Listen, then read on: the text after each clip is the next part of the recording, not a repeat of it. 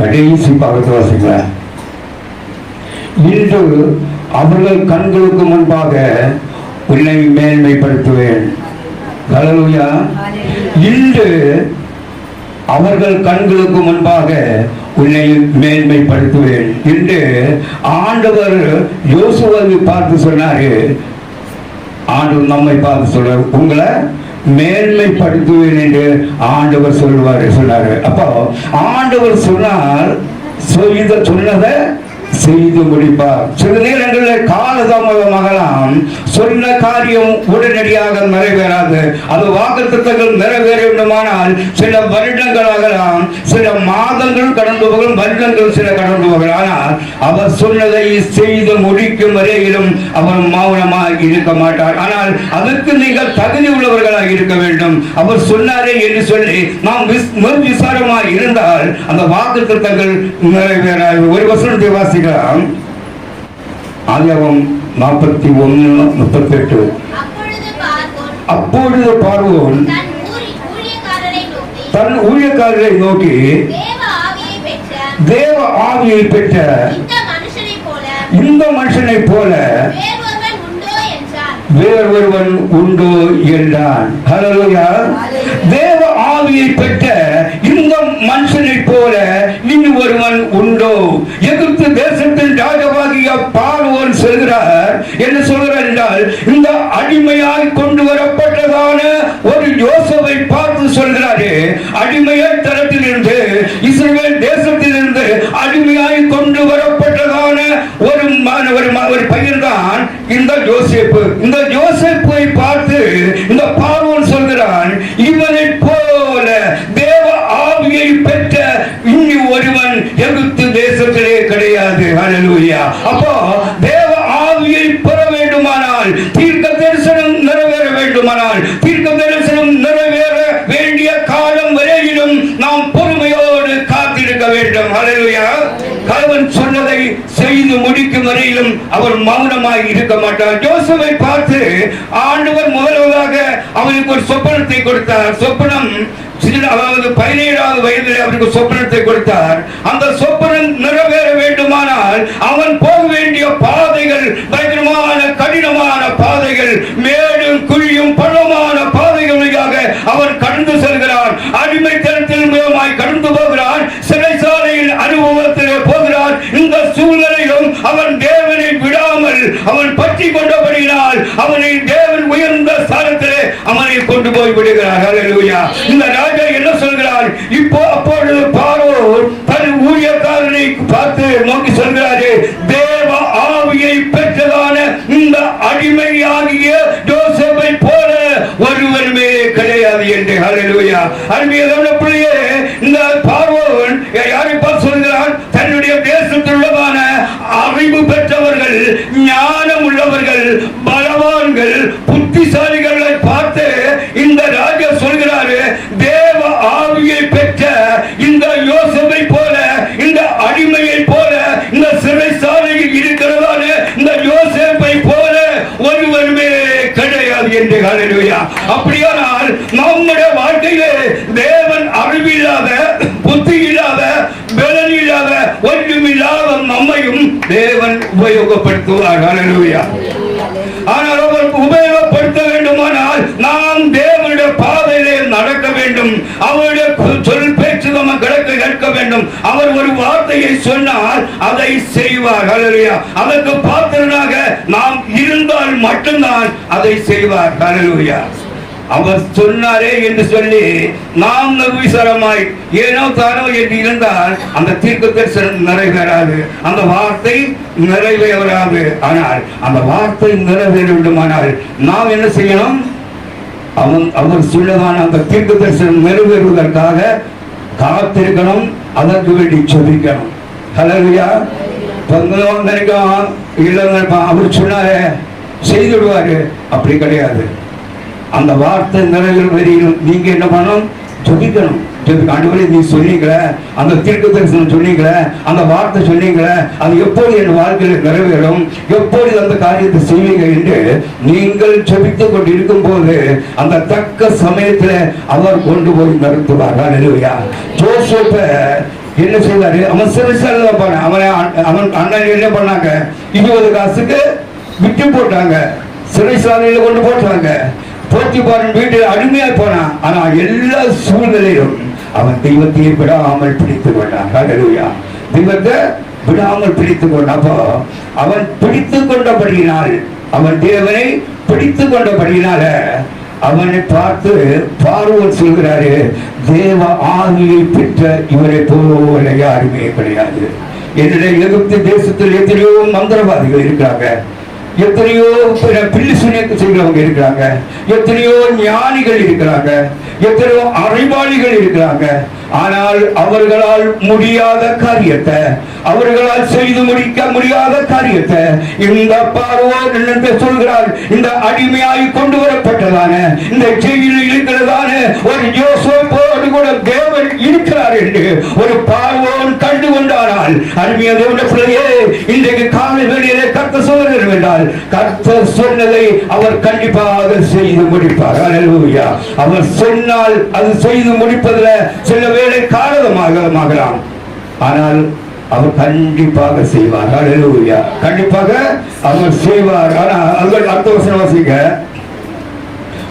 பின்பு பார்வோன் யோசேப்பை நோக்கி, தேவன் இவை எல்லாவற்றையும் உனக்கு வெளிப்படுத்தி இருக்கிறபடியால் உன்னை போல விவேகமும் ஞானமும் உள்ளவன் வேறொருவனும் இல்லை. நீ போல விவேகமும் ஞானமும் உள்ளவன் எகிப்து தேசத்துல வேற ஒருவன் கிடையாது. அப்ப இது யாரை பார்த்து சொல்றான்? சிறைசாலையில் இருந்ததான ஒரு அடிமையை பார்த்து ஒரு பெரிய ராஜா சொல்கிறாரு. பார்வோன் சொல்ல, எகிப்தின் ராஜாவாகிய பார்வோன் சொல்கிறான், உன்னை போல, அதாவது இவனை போல, இந்த யோசேப்பை போல விவேகமும் ஞானமும் உள்ளவன் என்னுடைய எகிப்து தேசத்திலே யாருமே கிடையாது என்று. அப்போ ஆண்டவர் ஒரு மனிதனை உயர்த்த வேண்டும் என்று நினைக்கும் போது யாரும் தடை பண்ணவே முடியாது. யார் மறந்தாலும் ஆண்டவர் மறக்க மாட்டார். சில வேளை அந்த இந்த சுயபோகியும் இந்த பாத்திரக்காரன் இருந்ததால் சிறைச்சாலையில இந்த யோசேப்பு அவருடைய சொப்பனத்தை விவரித்து சொன்னான். ஆனால் அவன் ஒரு வார்த்தை சொன்னான், நீ அரண்மனைக்கு போகும்போது நீ என்னை மறந்து விடாத என்று சொன்னான். ஆனால் சொன்னவன் மறந்து விட்டான். ஹல்லேலூயா. அவன் மறந்து விட்டான். ஆனால் மறக்காத ஒரு தெய்வம் இருக்கிறார். ஹல்லேலூயா. மறக்காத ஒரு தெய்வம் என்ன செய்கிறார் என்றால், பார்வோனுக்கு சொப்பனத்தை கொடுக்கிறார். பார்வோனுக்கு சொப்பனத்தை கொடுத்து அந்த சொப்பனத்தை எக்ஸ்பிளைன் பண்ணுவதற்கு, அதற்கு அர்த்தத்தை சொல்வதற்கு யாருமே கிடையாது. அதான் சொல்லப்படுகிறது, உன்னை போல விவேகமும் ஞானம் உள்ளவன் ஒருவனுமே கிடையாது. ஹல்லேலூயா. அப்போ தேவன் என்ன செய்கிறாரு? யோசேப்புக்கு ஞானத்தை கொடுக்கிறாரு. எகிப்து தேசத்தில் உள்ள எல்லா ஞானிகளையும் முட்டாளாக்குகிறாரு. ஹல்லேலூயா. அவர்களுடைய ஞானத்தை எல்லாம் எடுத்துவிட்டு, மந்திரவாதத்தை எல்லாம் எடுத்துவிட்டு, அவங்க தேசத்துள்ள எல்லா ஞானிகளுடைய ஞானத்தையும் அவங்க பைத்தியமாக்கிவிட்டு, பைத்தியமாய் இருந்ததான ஒரு யோசேப்பை ஒரு ஞானியாக மாற்றுகிறார். ஹல்லேலூயா. தேவனுடைய செயல்கள் முற்றிலும் வித்தியாசமானது. ஹல்லேலூயா. ஒருவரை உயர்த்த வேண்டும் என்று ஆண்டவர் நினைத்தால் அது ஒருவரும் தடை பண்ண முடியாது. ஆண்டவரை தாழ்த்த வேண்டும் என்று நினைத்தால் அது ஒருவரும் தடை பண்ண முடியாது. ஹல்லேலூயா. அது என்ன பண்ணுவாங்கன்னா, ஒரு பெரிய தொங்க தோட்டத்தை பண்ணான். ஒரு பெரிய தொங்க தோட்டம், அநேக வருஷங்களுக்கு ஒரு தொங்க தோட்டத்தை பண்ணிவிட்டு அவன் என்ன சொல்கிறான், என்ன சொன்னான்? அவன் சிங்காசனத்தில் உட்கார்ந்துட்டு சொன்னான், நான் கட்டின மகா பாபிலோன், நான் கட்டின மகா பாபிலோன் என்று சொன்ன மாத்திரத்தில் ஒரு வார்த்தை வருகிறது. என்ன வருது? என்ன வருது?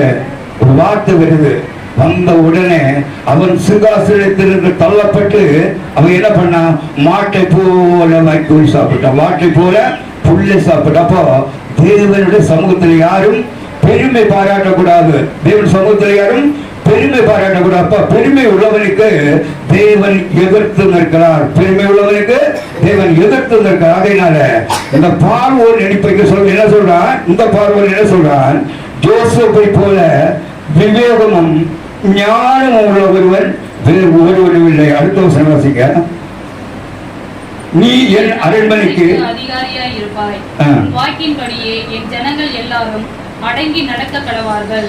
சிங்காசனத்தில் மாத்திரம் உன்னிலும் நான் பெரியவனாய் இருப்பேன் என்றான். சிங்காசனத்தில் மாத்திரம் உன்னிலும் நான் பெரியவனாய் இருப்பேன். இதை யாரை பார்த்து சொல்றாரு? யோசேப்பு பார்த்து. யாரு? ஒரு அடிமையை பார்த்து, ஒரு ஜெயில கிடந்த சிறைச்சாலையில் இருந்ததான ஒரு அடிமையை பார்த்து சொல்றான், நான் சிங்காசனத்தில் மட்டும்தான் நான் பார்வோன் அரசன், மீது எல்லா காரியமும் ஒரு அடிமையாகிய யோசேப்பை நீ பார்த்துக்கோ. ஏனென்றால் உன்னை போல ஞானமும் உன்னை போல விவேகமும் உன்னை போல அறிவும் உள்ளவன் என்னுடைய எகிப்து தேசத்தில் யாருமே கிடையாது. ஆகையினால நான் உன்னை அதிகாரியாகி வைத்திருக்கிறேன். என்னுடைய சிங்காசனத்தில் அடுத்த சீட்டில் நீ உட்காரு என்று சொல்லி சிங்காசனத்தில் இருந்த அத்தனை மந்திரமார்களையும் கீழே தள்ளிவிட்டு ஒன்றுக்கும் உதவாத ஒரு யோசேப்பை அவனுடைய பக்கத்தில் பிடித்து உட்கார வைக்கிறார். தேவனுடைய வழிகள் முற்றிலும் வித்தியாசமானவர்கள். தேவனுடைய சிந்தைகள், தேவனுடைய வழிகள் முற்றிலும் வித்தியாசமானவர்கள். ஒரு எத்தனை உயர்த்த வேண்டும் என்று நினைத்த போது ஒரு வஸ்தியை மாற்றிவிட்டு, ஒரு வஸ்தியை அவருடைய சிங்காசனத்திலிருந்து மாற்றிவிட்டு, ராஜ்ய மேன்மையை தள்ளிவிட்டு, ராஜ்ய சிங்காசனத்தை தள்ளிவிட்டு, ஒன்றுக்கும் உதவாத கேவலமான அடிமையான ஒரு எஸ்தரை தேவன் தெரிந்து கொள்கிறார். ஹல்லேலூயா. தேவ பிள்ளையை காலவெளியில கர்த்தர் சொல்கிறது என்றால், அடிமையாயிருந்த உங்களை அல்லாவிட்டால் ஒன்றுக்கும் உதவாது, என்னால் ஒன்று செய்ய முடியாது.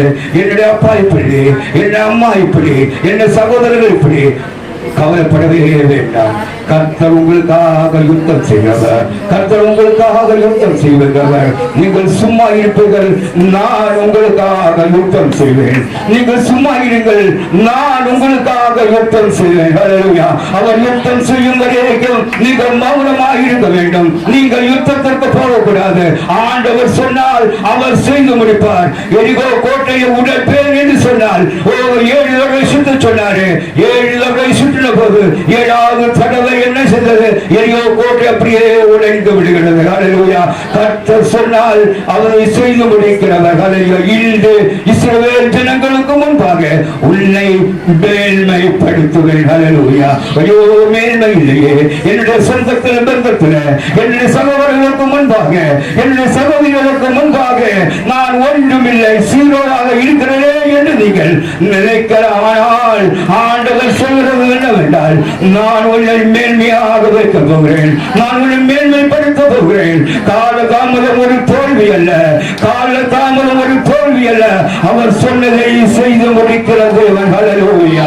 நீங்கள் நினைக்க, ஐயோ காலதாமதம் ஆகிவிட்டது, இத்தனை வருடம் ஆகிவிட்டது, இத்தனை நாட்கள் ஆகிவிட்டது, இனியும் தீர்க்கதரிசனம் நிறைவேறவில்லையே, தேவனுடைய வார்த்தை நிறைவேறவில்லையே என்று சொல்லி நீங்கள் நினைக்கலாம். ஆனால் நீங்கள் தேவனுடைய பாதத்திலே உட்கார்ந்து ஜெபிக்கும் போது ஒரு அடிமை பெண்ணாகிய ஒரு எஸ்தரை தேவன் எப்படி தெரிந்து கொள்கிறாரோ அதை போல அவர் உங்களை தெரிந்து கொள்வதற்கு அவர் உண்மையுள்ள தெய்வமாய் காணப்படுகிறார். ஹல்லேலூயா. ஒருவன் ஆடு மேய்த்துக் கொண்டிருந்ததான ஒரு தாவீதை ஆண்டவர் எப்படி தெரிந்து கொண்டாரோ அதை போல தேவன் நம்மை தெரிந்து கொள்கிறார் இருக்கிறார். ஹல்லேலூயா. நீங்கள் நிலவேளை நினைக்கலாம், ஐயோ எனக்கு ஒன்றும் தெரியாது, எனக்கு ஒன்றுமே தெரியாது, எனக்கு ஒன்றுமே தெரியாது ஐயா, நான் என்ன என்று நான் மாத்திரம் என்றுதான் நீங்கள் நினைக்கலாம். ஆனால் ஆண்டவர் சொல்வது என்னவென்றால், நான் உங்களை துணிவிலிருந்து தூக்கி எடுத்து உயர்ந்த கண்மலையின் மேல் நிறுத்துவேன், உயர்ந்த கண்மலையின் மேல் நிறுத்துவேன் என்று, உயர்ந்த கண்மலையின் மேல் நிறுத்துவேன் என்று ஆண்டவர் சொல்கிறார். ஹல்லேலூயா. சில நேரங்களிலே நீங்கள் சோர்ந்து போயிருக்கலாம். ஐயோ கேரிட்டாற்று நீர் வற்றி போய்விட்டது, ஐயோ கேரிட்டாற்று நீர் வற்றி விட்டது, தண்ணி இல்லையே, காகம் இல்லையே, காகம் வரவில்லையே என்று சொல்லி நீங்கள் புலம்பி அழுது கொண்டிருக்கும் போது ஆண்டவர் இன்னொரு பக்கத்தில் ஒரு வாசலை திறப்பார். ஹல்லேலூயா. ஆண்டவர் இன்னொரு வாசலை திறப்பார். எந்த இடத்திலே அடைக்கப்படுகிறதோ, எந்த வாசல் அடைக்கப்படுகிறதோ அதே இடத்திலே இன்னொரு வாசலை ஆண்டவர் உனக்காக திறக்க போகிறார். ஹல்லேலூயா. அப்ரகாமுடைய வீட்டிலே அடிமையாக இருந்த சாராளுக்கு அப்ரகாமுடைய வீட்டில் வாசல் அடைக்கப்பட்ட போது ஆண்டவர் வனாந்தரத்திலே அவர்களுக்காக ஒரு நீருறவையை திறந்தார். ஹல்லேலூயா. அவர்களுக்காக ஒரு நீரூற்றை திறந்தார். அந்த நீருக்கு யார் யாரும் அடைக்க முடியல. இன்று வரையிலும் ஓடிக்கொண்டே இருக்கிறது. ஆபிரகாமுடைய வீட்டிலே ஆகாருக்கு வாசல் அடைக்கப்பட்ட போது ஆண்டவர் வனாந்தரத்தில் ஒரு வாசல் அவளுக்காக திறந்தார். அவர் திறக்கிறவர், அவர் அடைக்குகிறவர் அல்ல, அவர் வாசலை திறக்குகிறவர். ஹல்லேலூயா. நமக்காக வாசலை அவர் திறக்கிறவர் என்பதை மறக்க கூடாது. ஹல்லேலூயா, ஹல்லேலூயா, ஹல்லேலூயா. அதான் சொல்ல, வனாந்தரத்தில் வழியையும் அவாந்தர வெளியிலே நான் ஆறுகளையும் நான் உண்டாக்குவேன். வழி இல்லாத இடத்துல நான் வழியை உண்டு பண்ணுவேன். வாசல் இல்லாத இடத்துல நான் வாசலை திறப்பேன் என்று இஸ்ரவேலின் தேவனாகிய கர்த்தர் சொல்கிறார். ஹல்லேலூயா. வனாந்தரத்தில் இருந்ததான ஆகாரம், அவளும் அவனுடைய பிள்ளையும் இஸ்மாயிலும் சாக போகிறோம் என்று சொல்லி அழுது புலம்புகிறாங்க. ஐயோ, என்னிட நிலைமை இப்படி ஆகிவிட்டது, இந்த ஆபிரகாம் இப்படி செய்து விட்டானே என்று சொல்லி இத்தனை வருடம் நான் அவனுக்கு ஊழியம் பண்ணினேன், இத்தனை வருடம் நான் அவனுடைய வீட்டிலே அடிமையாக இருந்தேன், அவனுடைய மனைவியாக இருந்தேன், அவனுடைய பிள்ளையாக இருந்தேன், இப்பொழுதோ என்னை அவன் தள்ளிவிட்டானே என்று சொல்லி அவன் அழுது கொண்டு வனாந்தரத்திலே என்னுடைய பிள்ளை சாகிறதை நான் பார்க்க மாட்டேன் என்று சொல்லி ஆகாரும் அந்த இஸ்மாவேலுமாக இரண்டு பக்கத்திலே இருந்து அழுது கொண்டிருக்கும் போது அவர் வனாந்தரத்திலே ஒரு நீரோடுவை திறக்கிறார். ஹல்லேலூயா. ஒரு வாசல் அடைக்கப்படுகிறது. அதே தேவன் ஒரு வாசலை திறக்கிறார். ஹல்லேலூயா. ஆபிரகாம் வாசல் அடைத்த போது தேவன் ஆகாருக்காக வனாந்தரத்தில் ஒரு வாசல் திறக்கிறார். ஹல்லேலூயா. தேவ பிள்ளை, இன்றைக்கு கால்வெளியிலே உனக்கு சில வாசல்கள் இன்றைக்கு அடைக்கப்பட்டாலும் அவர் இன்னொரு வாசலை திறக்க போகிறார். நீ அவருடைய பாதத்தில் உண்மையாய் இருப்பாயானால், நீ உண்மையாய் அவரை தேடுவாயானால், உண்மையாய் நீ அவரை தேடுவாயானால் நான் உனக்காக அற்புதம் செய்ய இறங்கி வருவேன். ஹல்லேலூயா. நான் உனக்காக அற்புதம் செய்வேன். ஆற்றில ஒரு கால், சேற்றில ஒரு கால் என்று இருப்பாயானால் தேவனால் அற்புதம் செய்ய முடியாது. ஹல்லேலூயா. தேவனால் அற்புதம் செய்ய முடியாது. எந்த மனுஷனையும் அவர் உயர்த்துவது அவருக்கு லேசான காரியம். ஹல்லேலூயா. அடிமையாய் இருந்தவர்களை, ஒன்றுக்கு இது உதவாதவர்களை ஆண்டவர் உபயோகப்படுத்துகிறார் அல்லவா? அப்ப நம்மை உபயோகப்படுத்த மாட்டாரா? நம்மை ஆசீர்வதிக்க மாட்டாரா? நம்முடைய பேரை மாற்ற மாட்டாரா? நம்முடைய பேரை பெருமைப்படுத்த மாட்டாரா? ஹல்லேலூயா. அருமையுள்ள நீங்கள் அவருடைய வாக்குத்தத்தத்திற்கு கீழ்ப்படிந்து இருப்பீர்களானால் கர்த்தர் நம்மை ஆசீர்வதிப்பார். எல்லாரும் கண்களை மூலமா ஹல்லேலூயா, ஹல்லேலூயா, ஹல்லேலூயா, ஹல்லேலூயா. நன்றியோடு துதிக்கிறோம் ஆண்டவரே. பரிசுத்தாவியானவரே, நன்றியோடு துதிக்கிறோம் ஆண்டவரே. ஹல்லேலூயா. தேவாவியானவரே, உமக்கு நன்றி செலுத்துகிறோம் ஆண்டவரே. வனாந்தரத்தில் வழியையும் அவாந்தர வெளியிலே ஆறுகளையும் உண்டாக்குவேன் என்று சொன்ன தேவன். ஹல்லேலூயா. இந்த காலவெளியில் ஆண்டவரே, எங்களுடைய வாழ்க்கை வனாந்தரமான சூழ்நிலையாக இருக்கிறது, எங்களுடைய வாழ்க்கை வனாந்தரமான சூழ்நிலையாக இருக்கிறது என்று சொல்லி, ஐயோ, எனக்கு உதவி செய்ய யாரும் இல்லை, யார் எனக்கு உதவி செய்வான் என்று ஒரு ஆகார் அழுத போது என் தேவனாகிய கர்த்தர் வனாந்தரத்தில் ஆகருக்காக ஒரு வாசலை திறக்கிறார். ஹல்லேலூயா. ஒரு வழி அடையும் போது என் தேவன் மறு வழியை திறப்பார். ஹல்லேலூயா. ஒரு வாசல் அடைக்கப்படும் போது, ஒரு வாசல் அடைக்கப்படும் போது உனக்காக வாசல் அடைக்க திறக்க என் தேவன் உண்மை உள்ளவராக இருக்கிறார். ஹல்லேலூயா. உன்னுடைய சொந்த பந்தங்கள் உனக்காக வாசல் அடைக்கப்படும் போது, உன்னுடைய சகோதரர்களுடைய வாசல் அடைக்கப்படும் போது, உன்னுடைய சகோதரிகள் வாசல்கள் அடைக்கப்படும் போது கர்த்தர் உனக்காக ஒரு வாசலை திறக்கும்படியாக அவர் இறங்கி வருகிறார். ஹல்லேலூயா, ஹல்லேலூயா. Glory, Father, in the name of Jesus. Father, in the name of Jesus. Hallelujah, hallelujah. பிதாவே, உமக்கு நன்றி செலுத்துகிறோம் ஆண்டவரே. வனாந்தரத்தில் வழியை உண்டாக்கினவர், வனாந்தரத்தில் அப்பத்தை கொண்டு வந்தவர், வனாந்தரத்தில் இறைச்சியை கொண்டு வந்து கொடுத்தவர். ஹல்லேலூயா. ஓ, இந்த வாசல் அடைக்கப்பட்ட போது, அப்பவும் இறைச்சியும் தண்ணீரும் நிறுத்தப்பட்ட போது அந்த எலியாவுக்காக தேவன் ஒரு நிலைமையை கண்டிருந்தார், தேவன் ஒரு நிலைமையின் வீட்டை கண்டிருந்தார். ஹல்லேலூயா.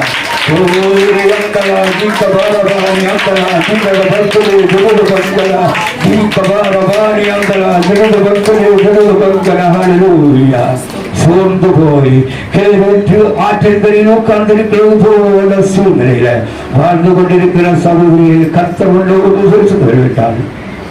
பாகால் தெய்வமானால் பாகாலை கூப்பிடு, யெகோவா தெய்வமானால் இல்லாமல் அவரை கூப்பிட. ஹல்லேலூயா.